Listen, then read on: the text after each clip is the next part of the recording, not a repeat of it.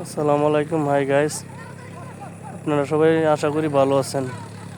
এই যে এই ক্ষেতগুলা জমিগুলা এই ট্রাক্টরের দ্বারাতে আল চাষ করতেছে। এই জমিগুলাতে এখন আবার ধান ক্ষেত রোপণ করব।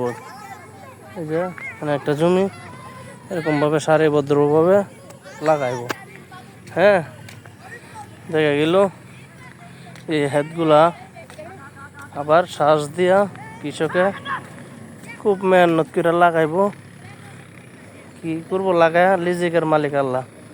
আল্লাহ দেখা গেল এই ধান তার মধ্যে ফসল প্রচুর পরিমাণ দিতেও পারে, আবার নাও দিতে পারে। এই যে এইভাবে আল চাষ করবো, এই যে একবার চাষ করছে আবার করবো হ্যাঁ, আবার কেউ করবো আপনার মহিষ, কেউ করবো আপনার দেখা গেল কেউ আপনার করবো বাদাম করবো। এই যে ফুলাফানগুলো হেলতেছে, বুঝছেন, গ্রামের ফুলাফানগুলো হেলতেছে সারিবদ্ধভাবে সুন্দরী খেলতেছে।